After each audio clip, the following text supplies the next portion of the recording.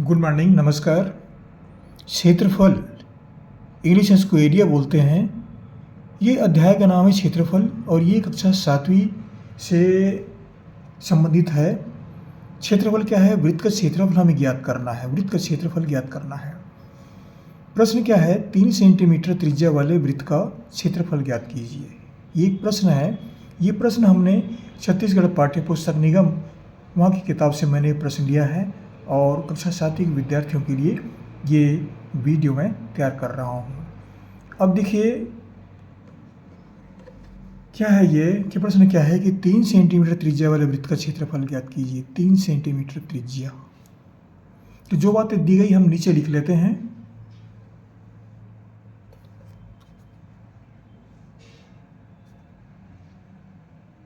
क्या बातें हमको दी गई है? इतनी बातें दी गई है। वृत्त की त्रिज्या ये 3 सेंटीमीटर है, तो इसको हमने यहाँ पर लिख दिया। त्रिज्या को r से व्यक्त करते हैं, r रेडियस, ये 3 सेंटीमीटर है। वृत्त का क्षेत्रफल निकालिए, तो वृत्त का क्षेत्रफल हमको निकालना है। अब यहाँ पर देखिए मैंने एक वृत्त लिया है थोड़ा समझाने के लिए, और ये जो देख रहे हैं वो ये केंद्र है, ये परिधि है। ओ से लेकर के पी तक की दूरी, यहाँ ये पी जो है, ये बिंदु जहाँ दिख रहा है ये परिधि है। ये परिधि कहलाता है। ये आकार गोलाकार करिए, ये परिधि कहलाता है। ओ से लेकर के पी तक की दूरी ये 3 सेंटीमीटर है। 3 सेंटीमीटर दूरी है। वैसे त्रिज्या यहाँ से अगर इसको मिला देते हैं, इसको मान लो ए देते हैं, या कहना चाहिए कि कुछ भी दे लेते हैं, यहाँ पर क्यू दे देते हैं, तो ओ क्यू बराबर भी 3 सेंटीमीटर होगा। ये भी 3 सेंटीमीटर होगा। ओ से लेकर हम कहीं से भी हम इस परिधि को मिलाएं, वह 3 सेंटीमीटर उसकी त्रिज्या कहलाएगी। त्रिज्या बराबर होती है। और क्षेत्रफल क्या है? ये पूरा भाग, ये इतना एरिया, ये क्षेत्रफल कहलाता है। ये इतना क्षेत्र जो है ये वृत्त का क्षेत्रफल कहलाएगा। इतना भाग ये पूरा क्षेत्रफल कहलाएगा। ये आपको दिखा रहा हूं मैं। तो हमें क्षेत्रफल निकालना है। तो वृत्त का क्षेत्रफल निकालने के लिए इसका एक सूत्र होता है, बता रहा हूं आपको मैं। वृत्त का क्षेत्रफल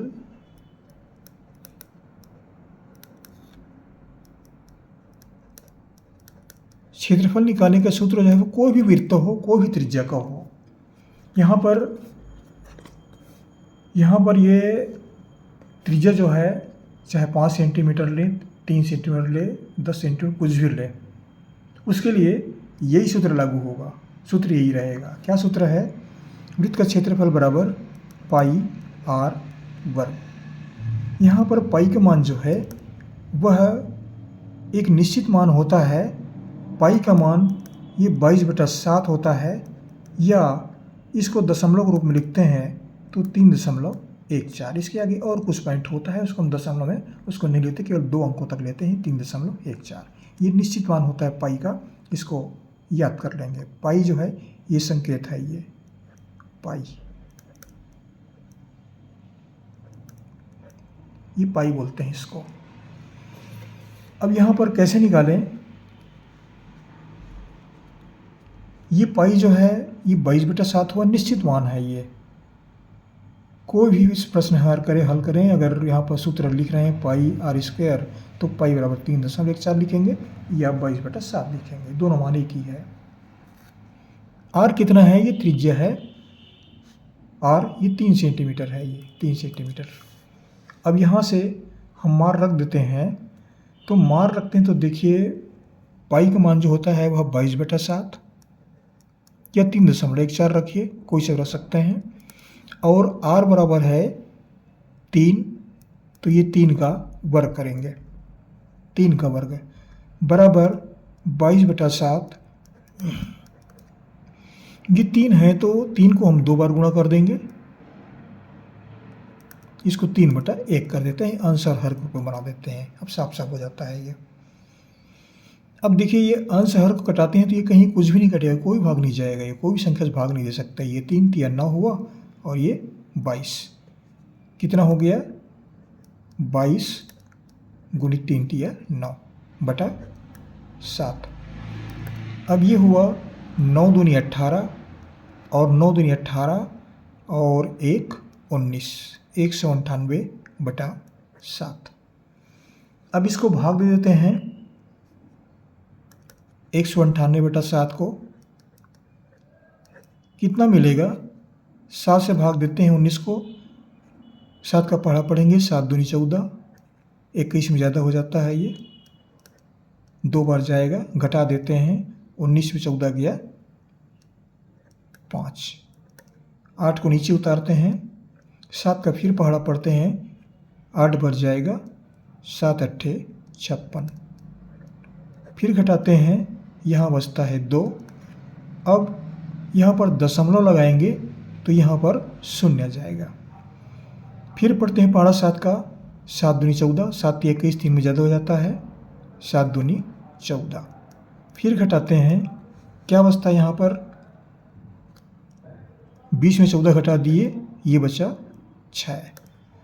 अब यहाँ पर दशमलव दोबारा लगने की आवश्यकता नहीं है, अब हमें आगे भाग देना है तो हम शून्य लगाते जाएंगे और भाग देते जाएंगे। 7 का फिर पहाड़ा पढ़ते हैं, ये आता है 7 अट्ठे 56, कितने बार गया 8 बार, फिर घटाते हैं, कितना बचता है 10 में 6 गया 4, 6 में 5 घटाते हैं, 5 में 5 घटाते हैं, ये शून्य, कितना बचा 4, फिर शून्य बढ़ाएंगे तो तीसरे अंक प्राप्त होगा। 7 पंची 35, 5 बार फिर जाएगा, फिर 5 उतारेंगे तो इस तरफ भाग देते चले जाएंगे। हमें कितना मिला, अगर 2 अंक हम निकाल रहे हैं तो 28.28 2 वर्ग सेंटीमीटर, इसकी इकाई जो है वह है वर्ग में होती है। अब इसको हम अगर प्रश्न में ढूंढेंगे तो वहाँ पर उत्तर क्या दिया गया है वही बता देता हूँ मैं।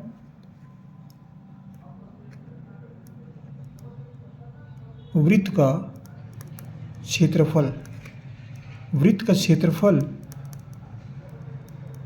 बराबर हमें प्राप्त हुआ 28.28 या 28.29 वर्ग सेंटीमीटर।